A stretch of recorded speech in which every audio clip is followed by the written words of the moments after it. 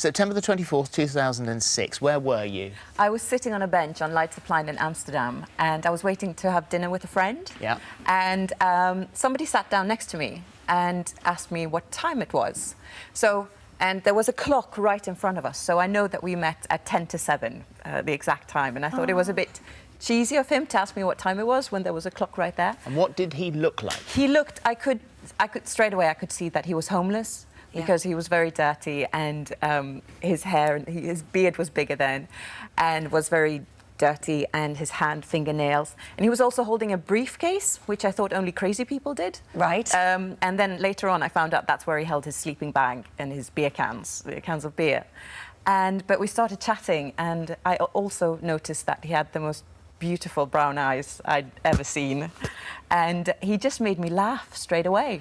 So you chatted, I think your friend was about 10 minutes late, so you had about sort of this 10 minutes together. What were your first impressions of Emmy? What made you go and talk to her that day? I was just standing around Leidseplein, and I seen this beautiful woman sit on a bench by herself, and she just felt so comfortable by herself. Like there was no, it didn't look like she was waiting for anybody, and she was just super content, just sitting there with a smile on her face. And I decided I have to go and speak with this woman. So how did you end up living under a bush? It was basically a European backpacking trip that had just gone a little bit too far. Right. I'd run out of money earlier than I expected to, but I still had I hadn't done everything I wanted to do during the trip. So I just said, well, I'll do it without any money, because you can do quite a lot of things without, especially. Then gradually the wheels fell off. Yeah, the wheels fell off, and I mean the alcoholism sort of kicked in heavy, and it was such a gradual turn that all of a sudden one day I realized, like, oh my God, I'm a homeless alcoholic, and it started. Well, that first bench meeting was lovely, and there was a click, and there was spark, and there was electricity, and so you were about to. Your friend arrived, and you got up to go, and then turned around and said, "I want to meet you again." Yeah, I basically just told her to be at the same bench. Was it? No, his exact words were, Saturday, 3 o'clock, the same bench, and he just walked off. And I was like, what?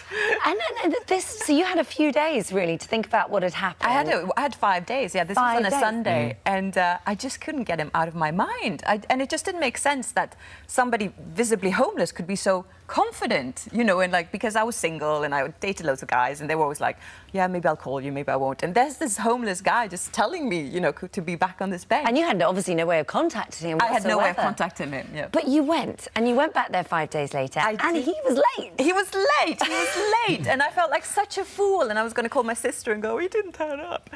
And he turned up 20 minutes late on a little kid's bike, of all things. And we spent the day together, and unfortunately, he was quite smelly as well. And I really wanted to kiss him on that first date, but I didn't know if I could because of his smell. Well, you said you had a wonderful day at a picnic, and it was fabulous. But then you were living in Vienna at the time, and up comes the moment where you've got to go. Yeah. You have to go back. He's got no means to contact you, but you gave him your number. I did. And then you went back to Vienna. And I didn't know if I was ever going to see him again. I mean, I hoped I would, and I couldn't stop thinking about him. And then 3 weeks later, I just turned 30, and I just get a phone call on a Monday morning, and it was just Vic saying, I'm here now. And he'd followed me to Vienna, and we've been together ever since. How did you get to Vienna? I just took the train.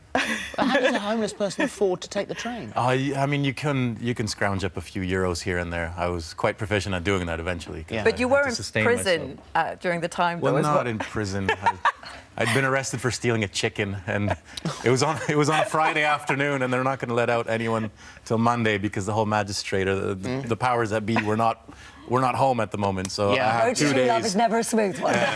But somehow, I mean, I got on quite well with the people there. They saw I was just. So life begins then. So you, like you said, from that day, you've not been separated. You have encouraged one another. I mean, you've got 6-year-old twins, but something that was really important. You encouraged him to go back into further education and kind of just find his own path. Yeah. It was very important to me because I could tell how intelligent he was, and he's just an amazing man, that it would be a waste if he didn't educate himself further. And luckily I managed to convince you, and now he's a mechanical engineer. I'm glad you did. Yes. And you smell great. Thank you. It smells good. Showers every day now. You got married. So you got married in a castle. We married in Yeah. the castle, yeah. I mean, that Which is is the fairy beautiful. tale, isn't it? And so, what did the children think of the story? How much have you told them? We've told them everything. We told them everything that happened. I don't think they grasped the whole concept of the social aspects of the whole thing. Yeah. They just They- thought it was quite funny that I lived in the bush, like a They call like the some book sort of. Daddy Lives in a Bush. Yeah. That's Yeah. their title That's for the it. reason of it. Well, this is the book, How to Fall in Love with a Man Who Lives in a Bush.